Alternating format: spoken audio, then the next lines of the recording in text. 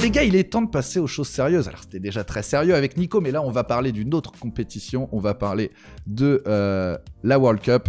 Je passe tout de suite le petit coup de fil à Wrath. Mon bon Wrath, est-ce que tu m'entends? Yep, je t'entends très bien. Il est avec nous. Coach, je t'appelais coach maintenant. Si tu veux, tu peux. Alors, tac, tac, tac, la transition est faite. Wrath apparaît sur l'écran. Rassurez-moi, tout le monde voit bien Wrath. Moi, je te vois, Wrath. Ça fait plaisir de te recevoir. Wrath, toi, t'as ton rond de serviette. Hein.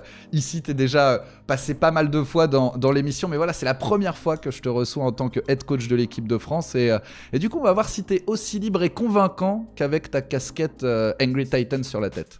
Ou plutôt ton maillot Angry Titans. Exactement. Non, bah ça va bien se passer. Il devrait pas trop y avoir de soucis. Comme d'habitude. Ouais, je te fais confiance. T'as un petit peu de temps devant toi parce que je sais que t'es entre deux scrims, etc. Que ça bosse pas mal avec Angry Titans.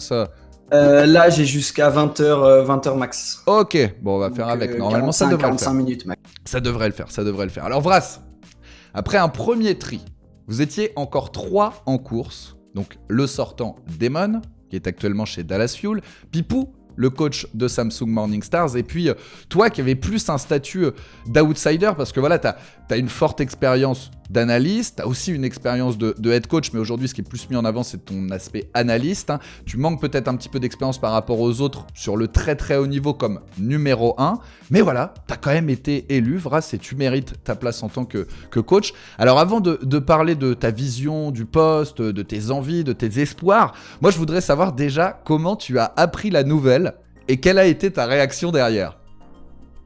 J'ai appris la nouvelle à 7h du matin, je crois, quand je me suis réveillé et que j'ai ouvert mes mails.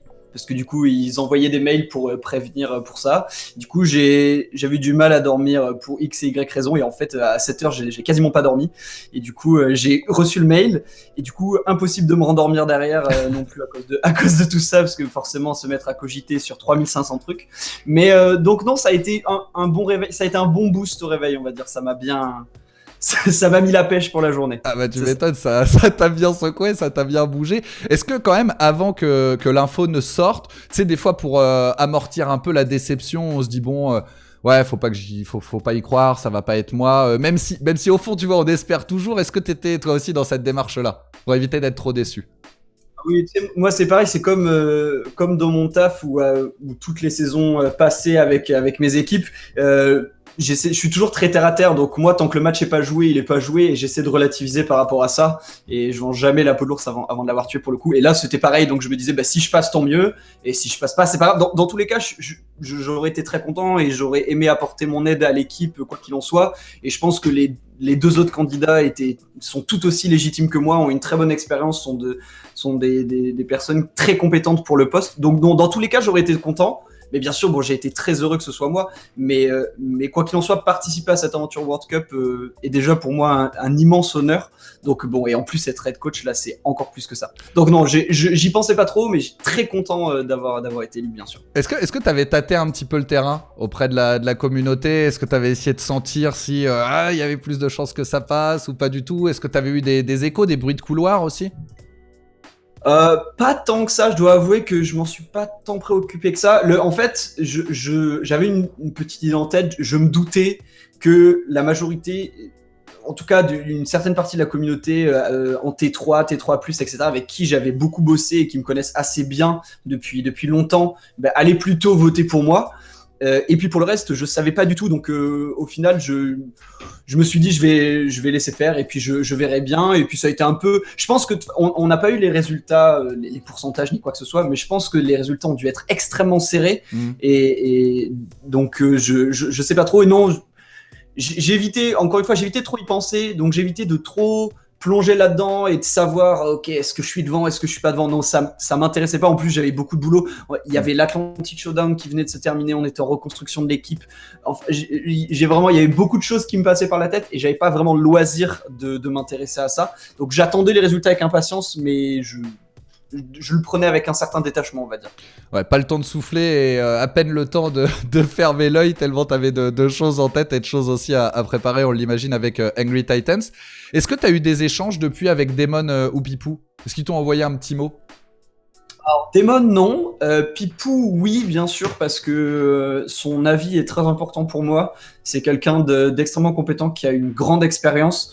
Donc, je l'avais déjà consulté un peu au début et là, je le consulte aussi en même temps que d'autres personnes. Du coup, il fait partie du cercle un peu fermé de personnes qui aident pour la World Cup, c'est clair et net. Et non, pour moi, c'est quelqu'un qui compte beaucoup dans ce processus-là et qui est très important. Et alors, qu'est-ce qu'il t'a dit? Il t'a félicité? Il t'a proposé de lui-même de te filer un coup de pouce? Parce que c'était déjà un truc qu'il avait mis en place à l'époque, ou qu'il avait prévu de mettre en place si Colsty, par exemple, était élu, ou si lui-même était élu, Colsty lui aurait filé un coup de main. Là, direct, il est venu vers toi et il a proposé son aide. Ouais. Bah, la majorité de ceux-là, bah, même je pense à Colsty, je pense aussi aux Renegats, etc., m'ont félicité et m'ont bien sûr proposé leur aide que j'ai accepté avec plaisir. Et même je leur ai aussi demandé, je leur ai dit bon les gars, voilà, je sais que vous êtes compétents et j'ai vraiment envie et besoin de vous avoir aussi autour pour partager votre expérience, partager vos points de vue parce qu'on pense pas forcément les mêmes choses. On est sûrement même en désaccord sur plein de choses, mais du coup c'est intéressant de pouvoir échanger sur ça, mettre des choses à plat et structurer le truc le mieux possible pour que le collectif puisse être créé et que ça avance le mieux possible. Donc non, c'était très important et ils ont tous répondu à l'appel, ils ont été au top sur ça et je les en remercie vraiment encore beaucoup les gars, merci pour ça. Et alors, tu parlais de petite équipe, là, t'étais en train de monter une espèce de team autour de toi, là, tu vas travailler avec qui alors? Qui tu consultes? Tu t'as cité des noms, Pipou, Colsty, le Renégat, t'as contacté qui? Globalement, dans tous les cas, les personnes du top FR qui sont dans des staffs à droite à gauche, c'est vrai que il y a certains qui ont refusé, certains que j'ai pas forcément contactés, mais la majorité, en tout cas, de ceux qui sont en Europe, dans les staffs, et ben du coup me donnent un coup de main et m'aident à organiser tout ça, que ce soit dans le management, dans les idées, dans l'organisation, etc.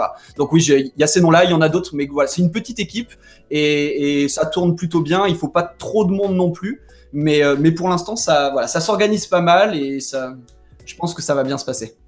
Et alors, t'as reçu beaucoup de messages, je sais pas moi, de messages de soutien. Est-ce qu'il y en a qui t'ont particulièrement touché? Ouais, alors j'en ai reçu vraiment énormément, que ce soit en MP Twitter, que ce soit en message, que ce soit sur Discord, j'en ai eu vraiment beaucoup et ça m'a vraiment beaucoup. C'est quoi, c'est 20, 30, 100 Non, j'en sais rien, mais plusieurs dizaines, oui, ça c'est clair et net.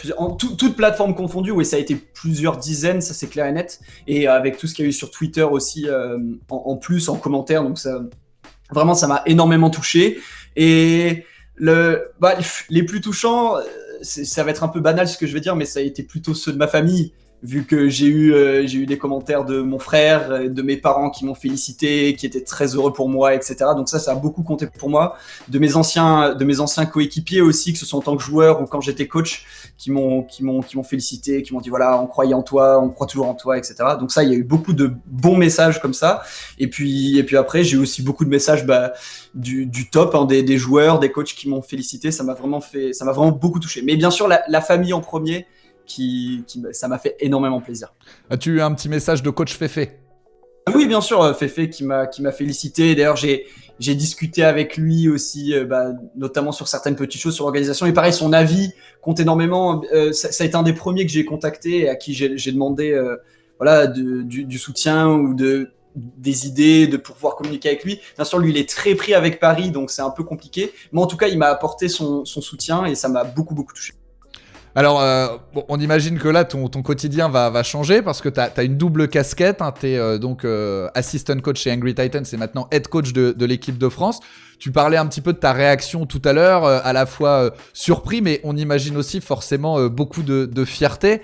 Et puis, dans un deuxième temps, il y a aussi le poids de la mission. Tu le disais, t'as pas pu te réendormir derrière. C'est quoi? C'est parce que tu sais qu'il y a beaucoup de boulot, parce qu'il y a énormément d'attentes, parce que derrière, tu te retrouves aussi en première ligne. C'est ça, c'est un tout. Moi, j'ai l'habitude de tanker, donc je me fais pas trop de soucis pour ça.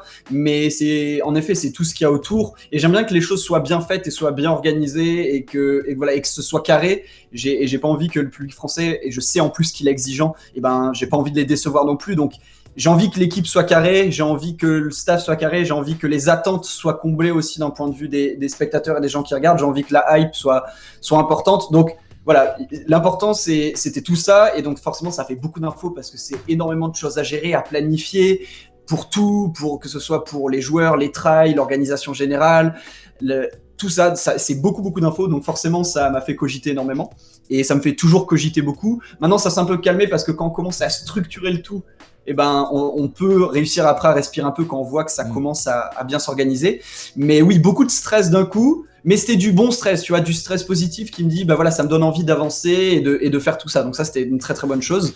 Et puis non, sinon sinon pas spécialement stressé de manière générale pour le reste, c'est juste beaucoup d'infos à gérer, à anticiper, à organiser, mais ça se passe bien. Tu te sens bien dans le costume? C'est ça, exactement. Non, je te dis, moi je me fais pas de soucis, je tank. Si je dois prendre des remarques, je les prends. C'est aussi toujours comme ça que j'ai fonctionné. Et si j'ai réussi aussi à progresser, à évoluer au fur et à mesure, c'est que je suis quelqu'un qui est capable de me remettre en question. Enfin, je pense. Et du coup, quand on me dit des choses, ben, j'en tiens compte. J'essaie d'évoluer par rapport à ça. Et voilà. Et donc là, je me fais pas trop de soucis. Il y a des gens expérimentés qui me conseillent, des gens qui ont vécu plusieurs World Cup. Voilà, on a beaucoup d'avis différents. Et donc, voilà, moi, je prends tout en compte et ça va. On va sortir de ça avec une belle équipe, c'est une certitude. Oui, et puis pour que ça marche aussi, faut pas s'excuser d'être là, quoi. Tu t'es lancé dans l'aventure, faut assumer. T'es légitime, faut vraiment que t'habites la fonction, faut que t'essaies aussi d'emmener tout le monde avec toi. C'est hyper important. Ouais, totalement. Bah, c'est l'objectif, de toute façon, c'est pour ça. Mais il faut pas oublier que c'est un collectif avant tout, et que pour moi, emmener l'équipe le plus loin possible, c'est créer un collectif, le meilleur collectif possible, et réussir à le pousser tous ensemble vers le haut. C'est ça qui est important. C'est un tout. La World Cup, c'est pas comme une équipe qu'on peut avoir en Contenders ou même en Overwatch League. C'est quelque chose de très particulier. On en reparlera peut-être, mais c'est une hype qu'il y a autour, c'est un truc aussi communautaire avec les gens qui suivent ça, qu'il y a de la ferveur autour de ça, beaucoup plus que pour n'importe quelle équipe Overwatch League, même plus que pour Paris, je pense. C'est des choses très particulières, donc il y a des attentes particulières et une organisation particulière, et c'est un collectif avant tout. Donc du coup, voilà, c'est tout ça à prendre en compte également. Est-ce que c'est ton plus gros défi depuis que tu travailles sur Overwatch ? Bah oui, clairement. En vrai, à part une équipe Overwatch League, je vois pas quel peut être un plus gros défi que ça à l'heure actuelle, surtout d'un point de vue des attentes, surtout quand on est en France. Ça aurait été dans un autre pays avec peut-être moins d'attentes, moins de joueurs dans le top niveau, ce genre de choses, ça aurait peut-être été différent. Mais là, je pense que pour n'importe quel coach et pour n'importe quelle personne qui sont dans des staffs, bah, c'est clairement le pinacle ultime à avoir. Réussir à constituer une équipe de France, une équipe nationale et aller le plus loin possible, c'est la base. C'est incroyable. Et est-ce que toi, t'es cocorico, Vras ? Parce que tu vois, par exemple, j'en parlais avec Fefe quand lui avait annoncé qu'il ne participerait pas à la World Cup. Il disait, franchement, ça me fait pas du mal, mais voilà, je suis obligé de me concentrer sur Paris Eternal. Mais l'équipe de France, pour moi, c'est le truc qui m'excite le plus. Quand on parle aussi avec Trauma, bah, l'équipe de France, le maillot de l'équipe de France, c'est une responsabilité, etc. Est-ce que toi, t'as ce même rapport avec le côté Cocorico, équipe de France? Est-ce que tu chantes la Marseillaise? Est-ce que dès qu'une équipe de France, je sais pas, que ce soit en basket, en foot, en rugby, en n'importe quel sport, bah, tu vas être à fond derrière? T'es comment par rapport à ça? Bah, je pense que quand on est français, on est automatiquement un peu chauvin. Et bien sûr, je suis chauvin. Hein. Moi, tu sais, j'ai été supporter de foot pendant extrêmement longtemps. Je le suis encore, mais voilà, j'ai un grand habitué des stades de foot, de rugby, de sport de manière générale, et de judo aussi après ça. Donc déjà, le sport et l'esprit national, c'est très ancré en moi.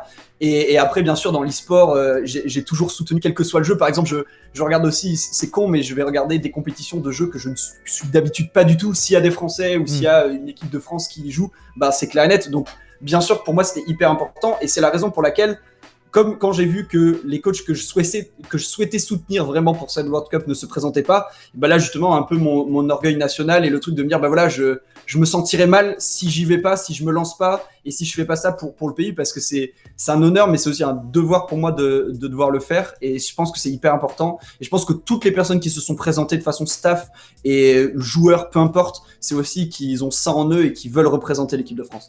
Oui, bah, être motivé, c'est quand même vraiment la base, quoi, d'aimer ça et d'avoir envie de le faire et de jouer le jeu à fond. On en connaît deux qui vont jouer le jeu à fond, c'est tes deux partenaires dans le comité de l'équipe de France, Trauma et Desgains. Est-ce que tu as déjà commencé à travailler avec eux ? Ah, bien sûr, bah, dès le jour de l'annonce, presque dès 9h du matin, 2 heures après l'annonce, Eux aussi on a étaient déjà debout, commencé ils n'avaient pas dormi de la nuit. Je sais pas comment ça s'est passé pour eux, mais en tout cas, ils étaient levés assez tôt, et puis on avait déjà commencé à discuter, à s'organiser. Voilà, il faut le temps de tout remettre sur pied, hein.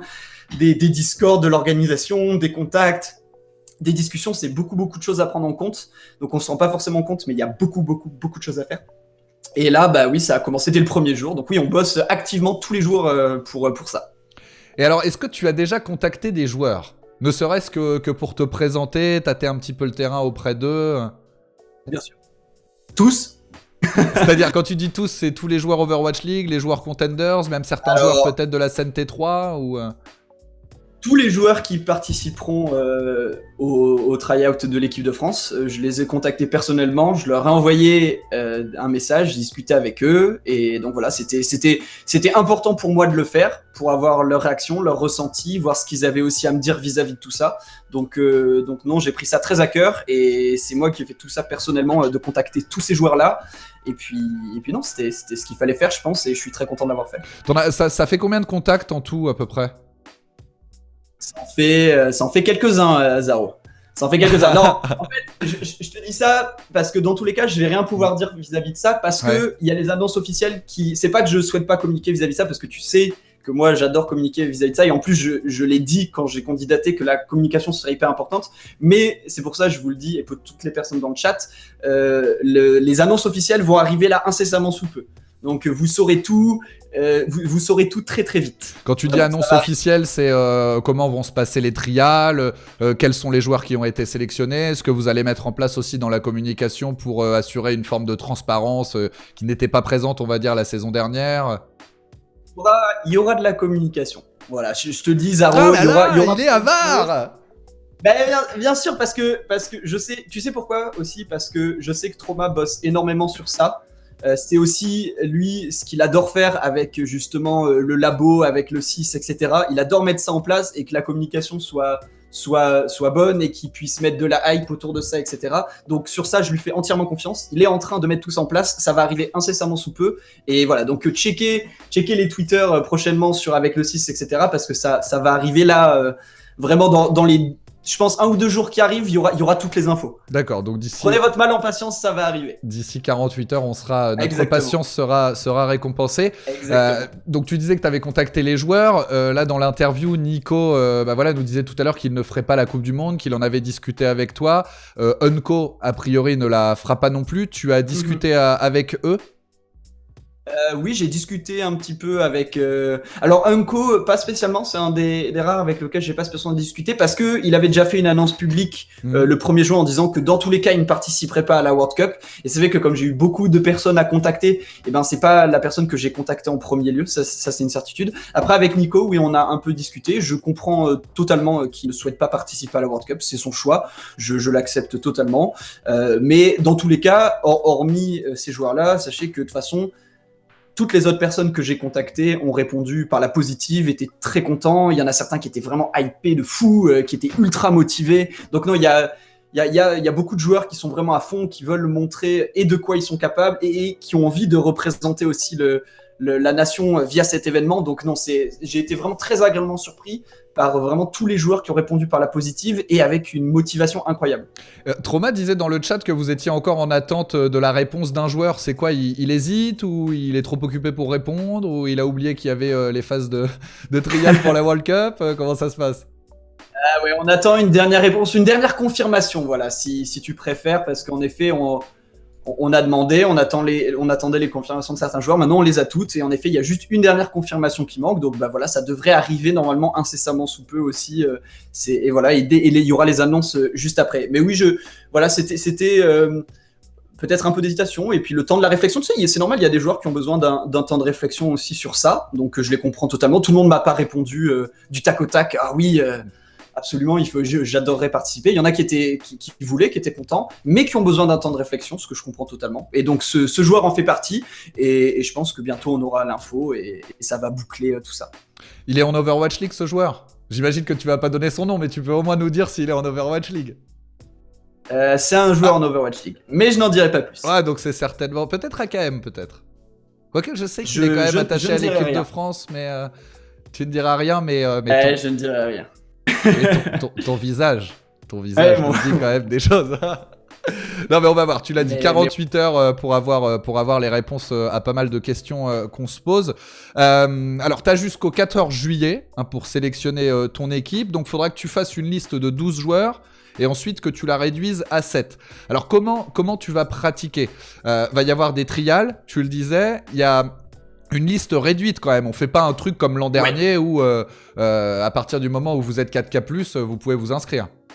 C'est ça, exactement. Alors ça, je peux en parler, je peux l'expliquer, parce que ça a été déjà un des premiers trucs que je souhaitais faire, et c'est d'ailleurs la première chose qu'on a fait, c'est que avec les personnes concernées, moi-même, les gens du comité, etc., on a créé des listings de personnes qui pourraient potentiellement du coup faire les tries. On en a discuté, on a mis tout ça en commun, et puis après j'ai tranché et on a fait la liste. Et donc du coup, je peux te dire qu'il y a moins de 20 personnes du coup qui seront dans les tries, et c'est le mieux en termes d'organisation pour nous, pour les joueurs, pour tout le monde.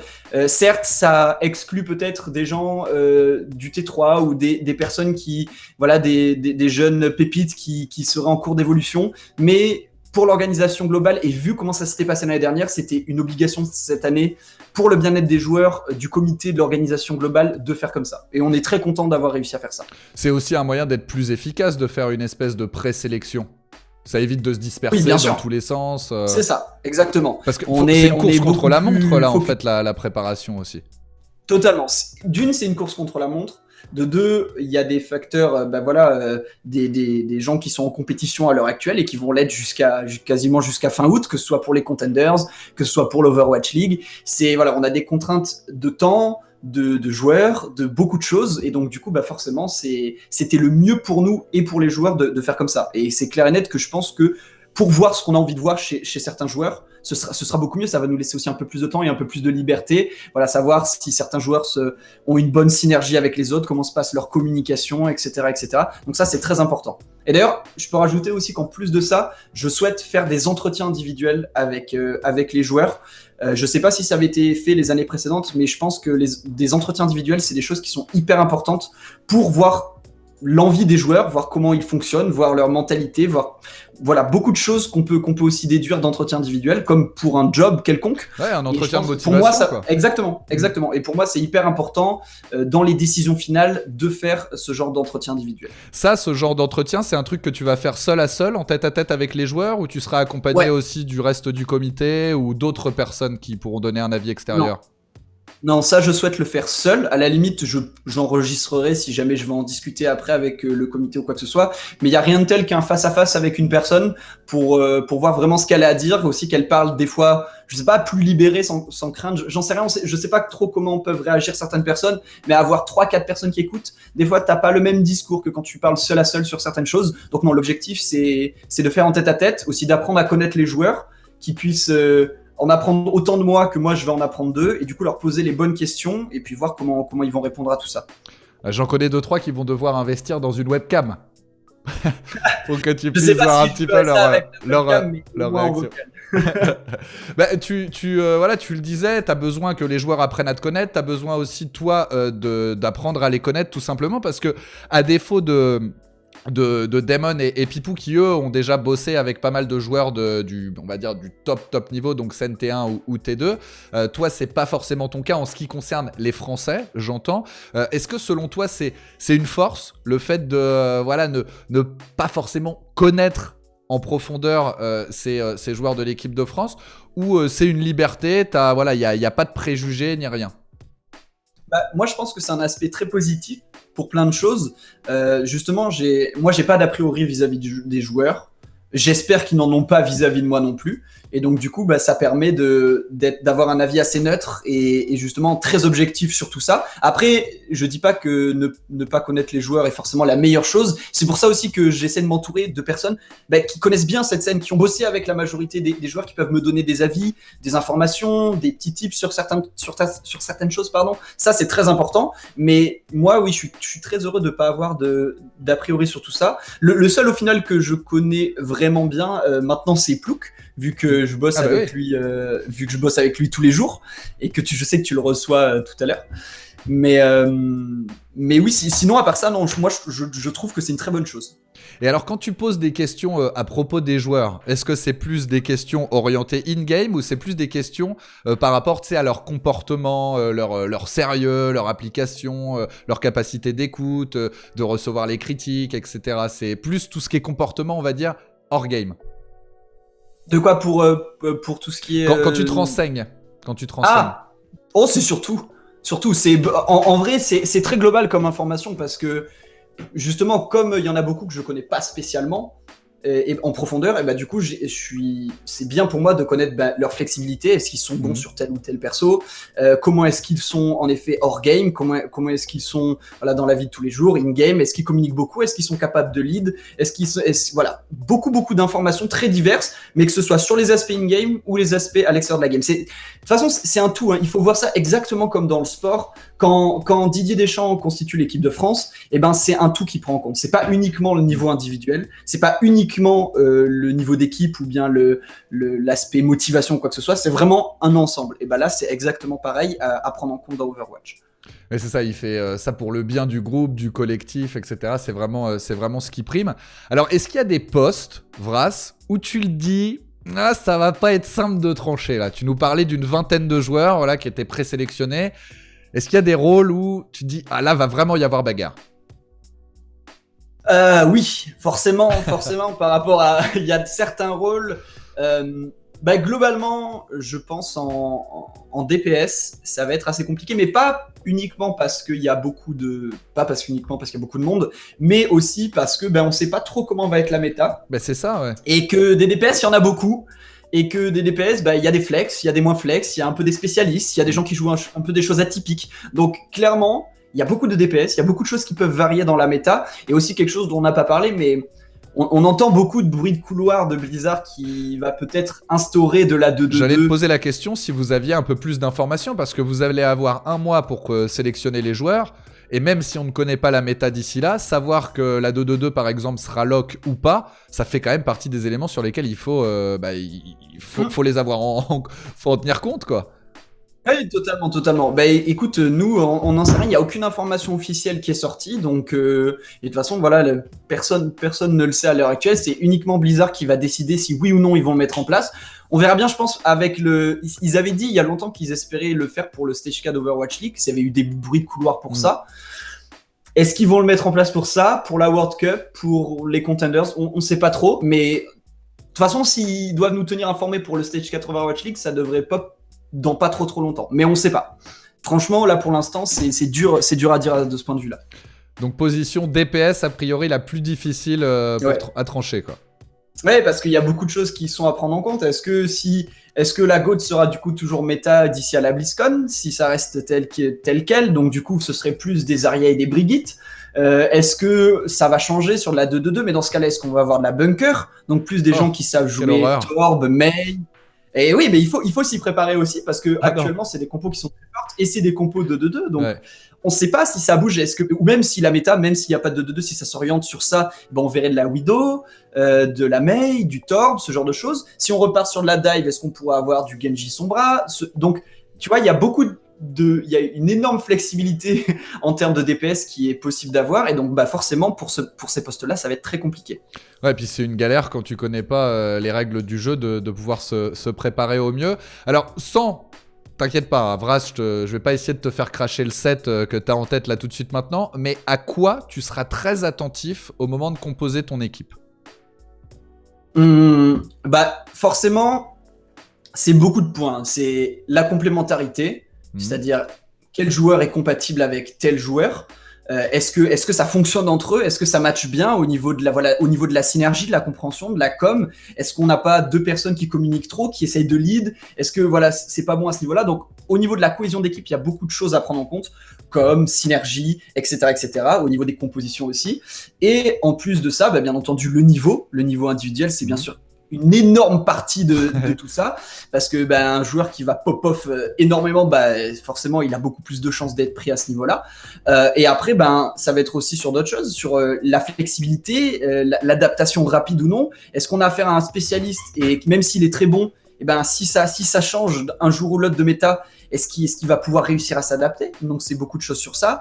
Donc voilà, est-ce qu'il tilt ou non? C'est beaucoup de choses, et mentalement, et bien sûr sur le niveau de jeu globalement, mais voilà, ça englobe beaucoup de choses. La com, la synergie, la flexibilité, l'adaptabilité, etc., etc. Et bien sûr l'envie aussi, j'en ai pas parlé, mais l'envie, est-ce que la personne veut vraiment tout donner pour cette World Cup, ou pour se prouver des choses à elle-même, ou pour l'équipe? Ça aussi c'est hyper important. Ou bien elle y va parce que elle doit y aller, ou elle s'en fout un peu. Voilà, il y a aussi ce genre de choses à prendre en compte. Ouais, d'où l'intérêt, encore une fois, de faire des entretiens individuels. Ça, je trouve vraiment que c'est une excellente idée.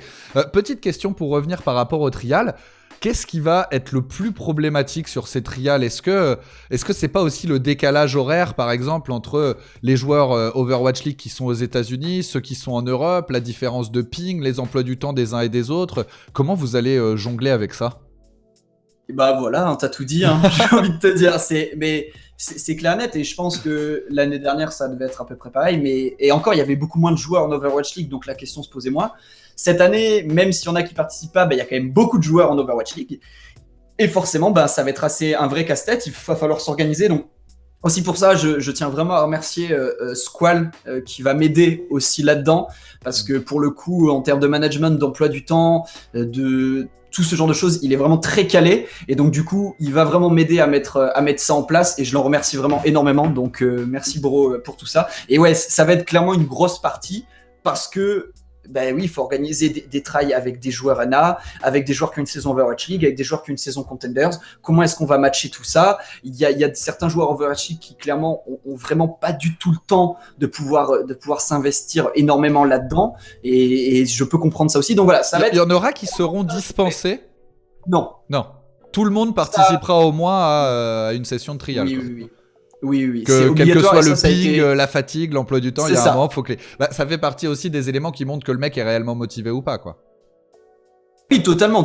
Et de toute façon, je vais te le dire, aucun joueur n'a refusé de faire les trials à partir du moment où on leur a dit que nous, on essayait de faire des efforts, de s'organiser pour tout ça, etc. Et nous, on leur dit par contre, les trials, c'est obligatoire, on est obligé, et c'est important pour tout le monde, et même pour vous, donc il faut les faire, et aucun joueur n'a refusé de ce point de vue-là. Bon ça c'est une bonne nouvelle. Alors Vras, on a eu un petit peu plus d'infos là par rapport à cette World Cup, et notamment le classement, pour savoir qui va devoir passer par les phases de qualification, etc. Et la France est dans le top 5, la France a même été classée top 4. Selon toi, Vras, c'est son niveau ou c'est bien payé? C'est dur à dire. En vrai, je pense que dans tous les cas, on est top 10. Après, peut-être top 4, bien. C'est un peu cher payé. Mais en vrai, c'est très chouette, parce que du coup, forcément, ça va nous laisser un peu plus de temps. On n'a pas ces phases qualificatives. On va pouvoir avoir une vraie phase de préparation avec l'équipe, et on va arriver vraiment à bloc pour les phases de groupe. Donc ça, c'est vraiment une très bonne chose. Après, dans tous les cas, je vais pas te mentir, je pense qu'on est dans le top 10. Quand je vois les différentes nations qu'il y a, et au vu des différents scores qu'il y a eu, et des joueurs qu'on a aujourd'hui en Overwatch League, et de la représentativité de la France globalement en Contenders et en Overwatch League, je pense que c'est quand même une place dans le top 10 qui lui convient. Mais après, top 4, on peut légiférer un peu. Est-ce que les États-Unis sont vraiment derrière nous de ce point de vue-là? C'est dur à dire. Mais très content d'être dans le top 5, en tout cas, c'est une très bonne chose. Mais ça te fait pas peur pour les deux phases de groupe qui vont être mises en place pour ensuite se qualifier vraiment pour le gros event qui est la BlizzCon, donc les 3 jours de live? Il va falloir passer par des phases de groupe, 2 groupes de 5, qu'on aurait États-Unis, Corée, France et 2 autres équipes qualifiées.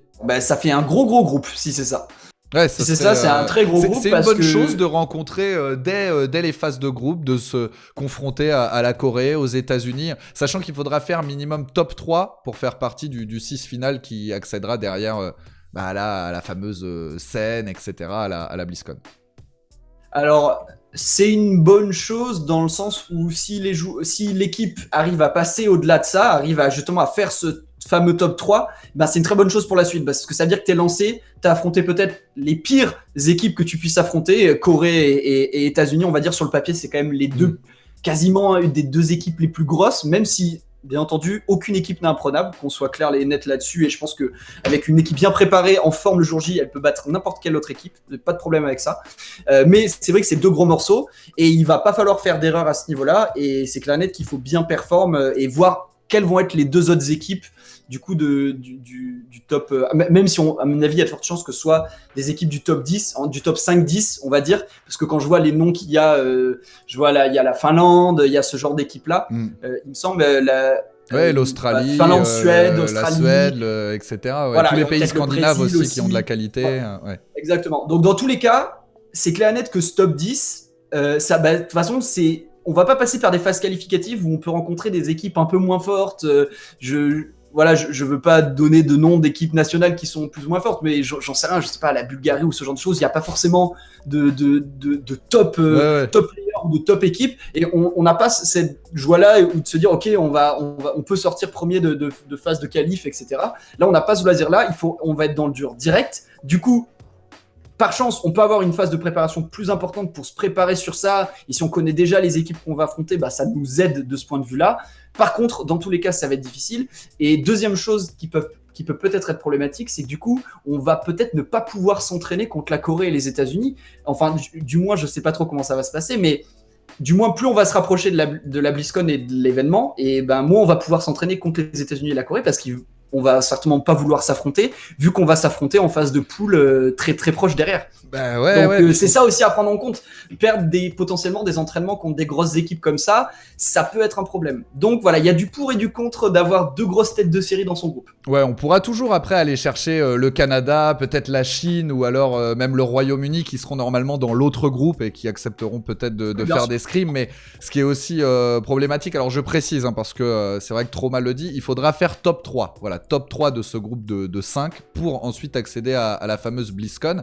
Ce qu'il y a derrière aussi, c'est là où nous en Europe et en France on est un peu handicapés, c'est que si tu as des joueurs qui sont en Overwatch League et des joueurs qui sont en Contenders, ce qui sera forcément le cas puisqu'il n'y a pas des joueurs sur tous les rôles en Overwatch League, ça va être galère pour tous les regrouper, qu'ils puissent s'entraîner sur le même serveur, etc. Donc en termes de préparation, on risque aussi d'être un peu handicapé par rapport aux Ricains qui eux sont tous ensemble, ou même aux Coréens qui seront certainement sélectionnés en Overwatch League et donc qui sont tous déjà aux US aussi. Oui, totalement. Après, encore une fois, j'ai quelques doutes sur les grosses teams comme ça qui vont avoir des joueurs en Overwatch League. Je doute qu'ils arrivent à avoir des entraînements réguliers avec leurs équipes. Quand on voit à quel point c'est prenant une saison d'Overwatch League, à quel point c'est stressant, à quel point il y a des entraînements, etc., j'ai du mal à croire, à part peut-être pour des forcenés comme la Corée qui pourraient trouver 4 heures en plus dans leurs 12 heures de training hebdomadaire pour faire ça. J'ai du mal à croire que beaucoup d'autres pays puissent tenir un rythme où ils ont beaucoup de joueurs en Overwatch League et tenir un rythme où ils vont s'entraîner. Au contraire, je pense que tu es beaucoup plus libre justement de t'entraîner quand t'as pas forcément de top player vraiment dans le haut niveau, où tu as juste quelques joueurs contenders à la limite. Là, tu peux avoir un programme sur l'été où tu te dis, voilà, on peut s'entraîner, etc. Là, de toute façon, c'est clair et net, et je pense que le public le sait, pour cet été, à partir du moment où on aura les 12 joueurs, puis les 7, etc., d'ici à mi-juillet, après, il faut bien voir que juillet-août, ça va être extrêmement complexe à cause des emplois du temps, à cause des playoffs et contenders et Overwatch League qui approchent. Genre, on se rend pas compte, mais un joueur peut pas jouer 10 heures par jour pour s'entraîner avec 4 ou 6 heures de scrim et ensuite faire 2 heures. Donc non, c'est aussi un rythme du corps qui est important à apprendre. Il y a des joueurs qui ont besoin de repos, il y a des joueurs qui ont... Voilà, on revient aussi beaucoup plus fort quand on arrive à avoir des phases de repos. C'est aussi très important pour le corps, l'esprit, la mentalité et le fait de s'investir dans une équipe. Donc voilà, c'est beaucoup de choses à prendre en compte. Et dans tous les cas, la préparation avant la BlizzCon, c'est là où vraiment on va avoir une préparation très intense et où on essaie de s'organiser pour avoir le plus de temps possible, pour tout donner et avoir vraiment une préparation optimale pour commencer les phases de groupe le mieux possible.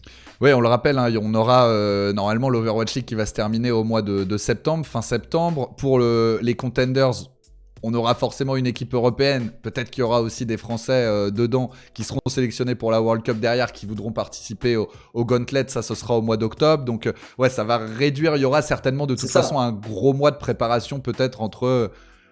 3 semaines de prépa entre le mois d'octobre et puis derrière le mois de novembre. C'est ça. Avec peut-être des petites sessions de tests ou quoi, ou pour commencer à build un peu l'équipe avant ça. Mais c'est sûr que l'emploi du temps d'ici là va être ultra chargé.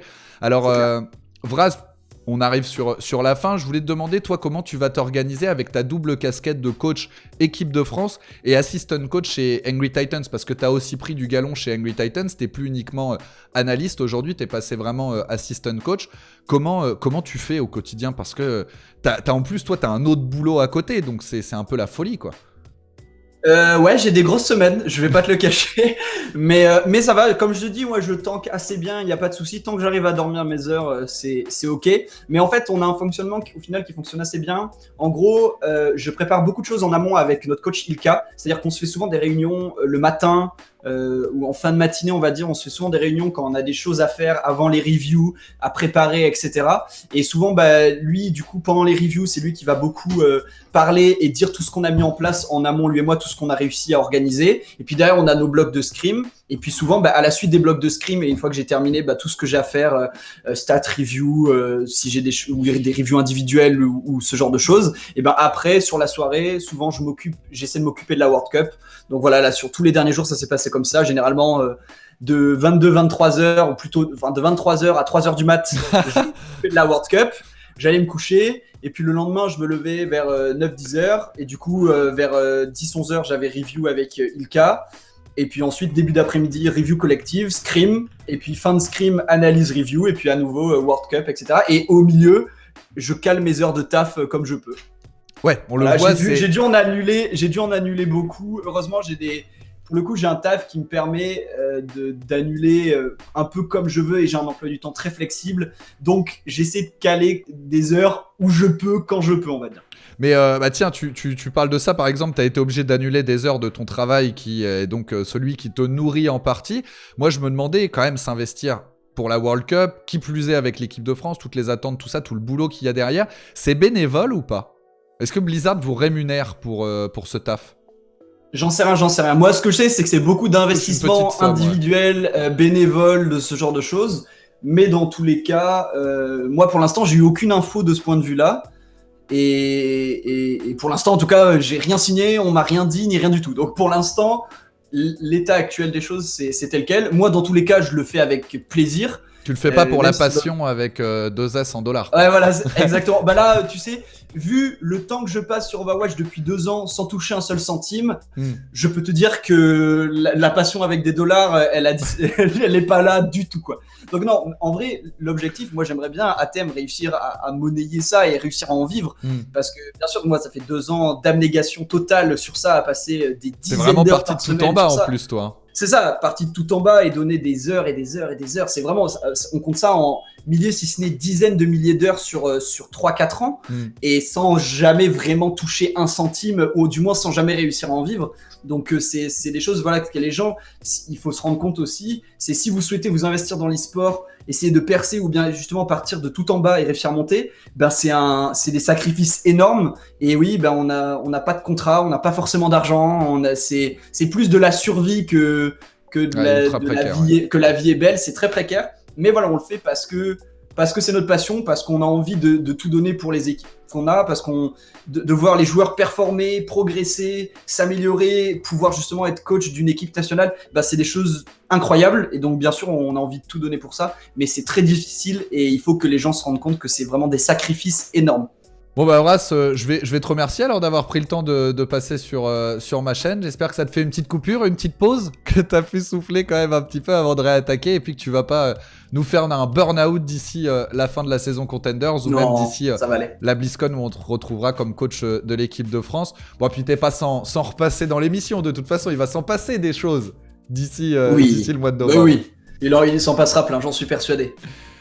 Un petit peu Stage 4 Overwatch League avec les pronos, Zaro ? Oui, évidemment qu'on va on va se refaire une petite session avant le Stage 4 avec Adibro et puis Et puis le bon Easy, forcément, et le chat aussi qui participe, qui est le chat qualitatif. Ouais, non, on va refaire pas mal de trucs. Bah, c'était vraiment chouette de pouvoir échanger avec toi, Vraz. J'espère que le chat a eu les réponses aux questions qu'il se posait. Et puis pour toutes celles qui restent encore en suspens, tu l'as dit, d'ici 48 heures, normalement, on devrait avoir pas mal d'infos. Hein.